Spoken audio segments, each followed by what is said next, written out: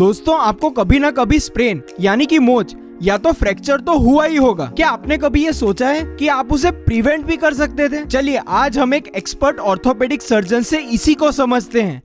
क्या है कि सबसे इम्पॉर्टेंट चीज़ तो ये होती है कि जैसे आजकल हमने देखा है कि मैक्सिमम जो अपने एज के युवा लोग हैं ये वीकेंड वॉरियर्स होते हैं। वीकेंड वॉरियर्स का मतलब ये है कि कभी खेला नहीं है पर घूमने चले गए कहीं, उसमें क्रिकेट का मैच है वो बॉक्स क्रिकेट बुक करा लिया, और कभी खेले नहीं है पिछले 2-3 साल से, और एकदम से वो फास्ट बॉलिंग करने पहुंच गए, दौड़ने पहुंच गए। तो क्योंकि बॉडी ट्यून अप नहीं होती है, क्योंकि बॉडी में उस तरह की लचीलापन नहीं होता है, आप you are not done warm up, you are not done exercises, you are not done stretching, और इमीडिएटली जो खेलना शुरू करते हैं तो सबसे ज़्यादा इंजरीज होती हैं। ये हमने देखा है। तो जो प्लेयर्स हैं जो रूटीनली खेल रहे हैं उनमें हमको कम इंजरी मिलती है, पर जो वीकेंड वॉरियर्स हैं कभी खेला नहीं है एकदम से खेलने पहुंच गए, फास्ट बॉलिंग कर रहे हैं, इस तरह की उनमें ज़्यादा देखने को मिलती है। अब इम्पॉर्टेंट चीज़ ये है कि आपको अपना लिमिटेशन और अपनी बॉडी की कैपेबिलिटी किसी भी आदमी को पता होनी चाहिए कि आप कितना रनिंग कर सकते हो, कितना आप खेल सकते हो, कितना दौड़ सकते हो, कितना टैकल कर सकते हो। तो वो जब आइडिया नहीं होता है, बॉडी स्ट्रेच्ड आउट नहीं होती है, बॉडी क्या बोलते हैं उसके लिए पूरी प्रिपेयर्ड नहीं होती है किसी भी स्पोर्ट्स के लिए, and then you start putting hard, तो ये इंजरीज हमने ज़्यादा देखने को मिलती है। तो एक बहुत इंपॉर्टेंट जो चीज़ है वो वार्म अप्स हैं, और किसी भी गेम के लिए, किसी भी स्पोर्ट्स के लिए कंडीशनिंग बहुत इंपॉर्टेंट है। कि जैसे अगर आपको क्रिकेट खेलना है, फुटबॉल खेलना है, तो एकदम से आप ग्राउंड पे नहीं पहुंचो, आप पहले 15-20 minute you have to do stretching exercises, body को उस तरह से ढालना है, बॉडी के जो सारे मसल्स हैं उसको आपको स्ट्रेच करना है, एक्सरसाइज करनी है, थोड़ी एरोबिक, थोड़ा वार्म अप करना है, and then you go to this. अब इंजरी की जहाँ तक बात है, कई तरह की इंजरीज हो सकती हैं। घुटने में अगर आपने रिसेंटली सुना होगा कि महेंद्र सिंह धोनी की सर्जरी हुई, तो that was a meniscus injury. तो घुटने के अंदर दो तरह की मेन स्ट्रक्चर होते हैं, एक मेनिस्कस होता है, एक लिगामेंट होता है। तो वो लिगामेंट या मेनिस्कस अगर टूट जाते हैं तो उन केसेस में पेशेंट को घुटने में दर्द, लचीलापन, लचक, वो सब तकलीफ हो सकती है, और चलने फिरने में तकलीफ हो सकती है।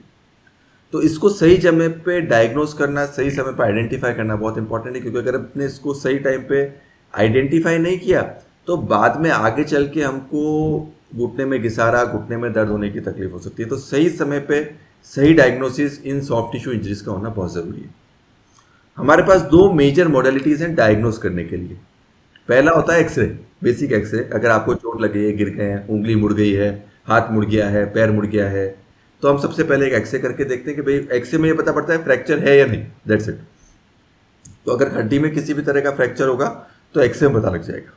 तो एक्सरे एक बहुत ग्रॉस डायग्नोस्टिक मॉडलिटी है, और यूजुअली बोनी इंजरी, मतलब अगर हड्डी में कोई क्रैक होता है तो एक्सरे पकड़ में आता है। और दूसरी जो हमारे पास सबसे इंपॉर्टेंट मॉडलिटी है, जो हम आज की डेट में ज़्यादा यूज़ करते हैं, वो है एमआरआई। अगर एक्सरे नॉर्मल है तो हमारा मानना ऐसा होता है कि एमआरआई करना चाहिए। तो एमआरआई में सॉफ्ट टिश्यू इंजरी है, गद्दी फट गई है, लिगामेंट फट गया है, तो वो एमआरआई में एग्जैक्टली पता लग जाएगा। तो सीक्वेंशियली पहले एक्सरे करते हैं, फिर एमआरआई करते हैं, और उससे हम डायग्नोसिस पहुंच जाते हैं कि पेशेंट को क्या तकलीफ है और किस तरह की इंजरी है, और क्या उसका हमको ट्रीटमेंट, क्या समाधान आके करना पड़ेगा। अब जैसे कि आपने कहा कि मोस्ट कॉमन इंजरीज मोच होती है, जिसे हम साइंटिफिक भाषा में स्प्रेन कहते हैं, तो उसके बारे में मैं आपसे जानना चाहूंगा, और हमारी बॉडी में कौन कौन सी लोकेशन है जहां ये बहुत ही कॉमन तो है। सबसे कॉमन जो होता है वो एंकल स्प्रेन होता है। एंकल मतलब आपका जो टखना होता है वो मुड़ जाना। तो आपने देखा होगा कई बार, आप अपने जान पहचान वालों में या फैमिली में आपने देखा होगा कि चलते चलते पाँव जो पंजा है वो अंदर की तरफ ट्विस्ट हो गया। इसको हमारी भाषा में मोच आना बोलते हैं। इसमें पंजे के बाहर के हिस्से में सूजन आ जाती है, और वजन डाल के चलने में मरीज को तकलीफ होने लगती है। एंकल स्प्रेन सबसे कॉमन मोच है बॉडी में। सबसे कॉमन मोच एंकल का ट्विस्ट हो जाना है, एंकल का मुड़ जाना है। अब ये जो तकलीफ होती है, इसमें प्रॉब्लम क्या है कि यह एक रिकरेंट तकलीफ हो सकती है। इसका मतलब ये है कि अगर एक पेशेंट को एक बार मोच आई और उसने सही तरह से उसका इलाज नहीं लिया, तो उसको ये मोच बार बार आ सकती है, क्योंकि इंस्टेबिलिटी हो जाती है, एंकल आपका अनस्टेबल हो जाता है, तो वो एंकल बार बार मुड़ता रहेगा, और फिर आपको ये तकलीफ आगे बढ़ती रहेगी। तो एंकल स्प्रेन सबसे कॉमन जो जगह है मोच आने की। मोच आने पे सबसे पहले अगर एंकल स्प्रेन आपको हुआ है तो उसका इमोबिलाइजेशन थोड़ा हमको करना पड़ता है। कई पेशेंट्स में हम एंकल ब्रेस, क्रैप बैंडेज, अगर तकलीफ ज़्यादा है तो किसी किसी पेशेंट में प्लास्टर भी देते हैं। तो ये सारी चीज़ों की ज़रूरत पेशेंट के हिसाब से पड़ सकती है। यह बेसिक इमरजेंसी ट्रीटमेंट है जो करना चाहिए।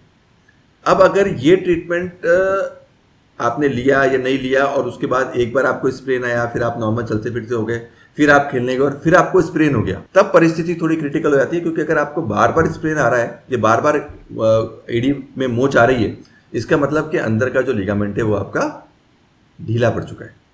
और उस सिनारियो में फिर आपको एक एक्सपर्ट सर्जन को, जो स्पोर्ट्स इंजरी के एक्सपर्ट हैं, उनको दिखाना पड़ेगा, अपना एक एक्सरे और एमआरआई कराना पड़ेगा। और उनमें से कुछ केसेस भी जिनमें 3rd डिग्री टेयर आता है, तो उसमें हमको एक छोटी दूरबीन की सर्जरी, जिसको ब्रोस्ट्रोम प्रोसीजर होता है, वो भी करना पड़ सकता है। तो एक तो ये एंकल जॉइंट की जो मोच है वो सबसे कॉमन है। दूसरे से मैंने अब आपको महेंद्र सिंह धोनी का जिक्र किया, तो उनको घुटने में मोच थी, या मेनिस्कस इंजरी कह सकते हैं या लिगामेंट इंजरी कह सकते हैं। तो ये एक बहुत कॉमन इंजरी है, खेलने कूदने वाले स्पोर्ट्स पर्सन, एथलीट्स को हो सकती है। Football players, cricket players, hockey players, badminton, किसी भी स्पोर्ट्स में हो सकती है। विदाउट स्पोर्ट्स भी हो सकती है। और मैंने आपको कहा कि वीकेंड वॉरियर कोई है अगर, तो उसको तो बहुत ज़्यादा हो सकती है। और इस परिस्थिति में क्या होता है कि आपके घुटने के अंदर 3 चीज़ें होती हैं। पहला, घुटने में दर्द, दूसरा घुटने में लचक, और तीसरा घुटने में लॉकिंग होना। इसका मतलब ये कि घुटने में ऐसा कोई चीज़ होती है जो ऐसा आपको लगेगा कि अंदर कुछ अटक रहा है, कुछ फंस रहा है, कुछ जाम हो रहा है। तो ये 3 प्रॉब्लम्स जो हैं वो इस तरह की प्रॉब्लम्स में रहती हैं।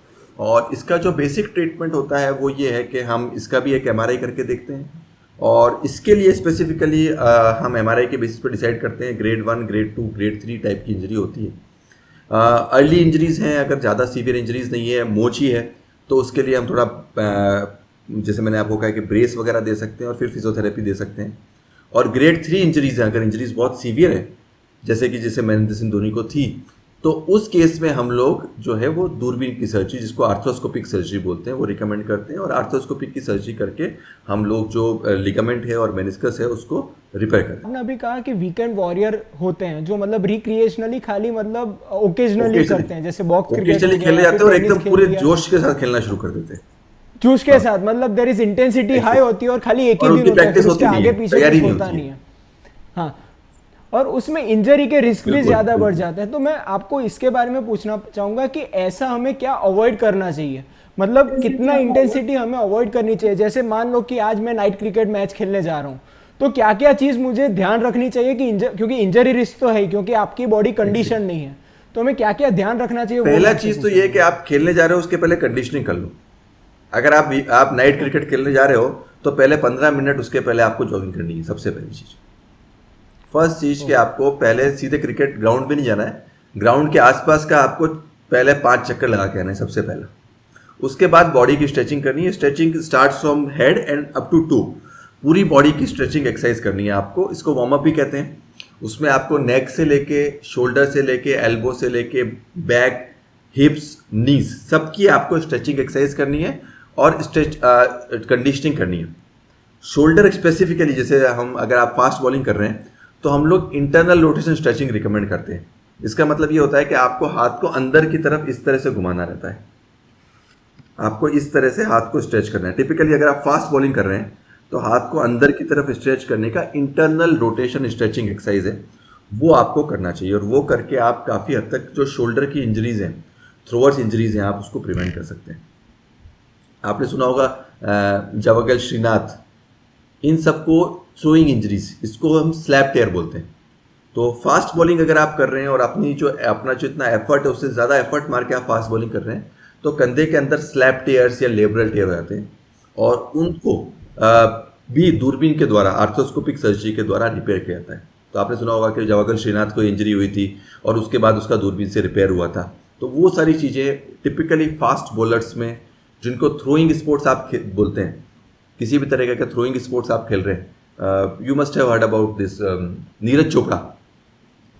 Neeraj Chopra is a javelin thrower है। तो उनके क्या हुआ, उनके जब थ्रो करते थे तो उनके एल्बो पे स्ट्रेन पड़ता था, and he had got elbow and shoulder injuries, and उसके लिए उनकी शोल्डर आर्थ्रोस्कोपी की सर्जरी हुई। तो इस तरह की काफ़ी जो स्पेसिफिक इंजरीज हैं वो इस तरह के स्पोर्ट्स पर्सन में हमको देखने को मिलती हैं। सबसे इंपॉर्टेंट चीज़ मैं बार बार एम्फेसाइज कर रहा हूँ, इस practice avoidance of immediate high intensity sports. धीरे धीरे करके आपको अपनी कंडीशनिंग करके स्पोर्ट्स में जाना है, that is the most important thing. अगर आप ये फॉलो करते हैं तो मोस्टली आप इसको अवॉइड कर सकते आपने यहाँ स्ट्रेचिंग का बहुत महत्व दिया था, तो मैं उसके बारे में पूछना चाहूंगा कि हम लोग स्ट्रेचिंग नहीं करते और स्ट्रेचिंग करते हैं, इनमें क्या अंतर हो जाता है? क्योंकि बॉडी की जो फ्लेक्सिबिलिटी है ना आपकी वो नहीं आएगी, जो रिजिडिटी है ना बॉडी की, जैसे आप हम जैसे बैक की हम बात करें तो आगे झुक के बैंड करने की एक्सरसाइज होती है। तो आपने देखा होगा कि अगर जो लोग प्रैक्टिस में हैं वो इजीली आगे झुक के अपने पंजे को छू लेंगे, और जो लोग प्रैक्टिस में नहीं है वो नहीं छू पाएंगे। तो उसमें क्या हुआ, जो प्रैक्टिस में नहीं है उसकी बॉडी रिजिड हुई और उसने वो एक्टिविटी करी, सपोजिटली नीचे झुक के कोई कैच पकड़ने की कोशिश करी, तो उसके बैक में स्प्रेन आ जाएगा, मोच आ जाएगी। और जो फ्लेक्सिबल है, जिसने प्रैक्टिस कर रखी है, वो फटाक से झुक के और जंप करके गुलाटी खा के कैच ले लेगा। तो वो एक अंतर आ जाता है। तो stretching will make your body flexible और आपकी जो पूरी बॉडी है वो ट्यून्ड अप हो जाती है स्पोर्ट्स के लिए बेसिकली। तो दैट इज वेरी इंपॉर्टेंट। दोस्तों, ये वीडियो अगर आपको वैल्यूएबल लगा तो इसे लाइक कर अपने सारे दोस्तों से इसे शेयर कीजिएगा। इस चैनल को सब्सक्राइब तो आप कर ही लेंगे। चलिए मिलते हैं।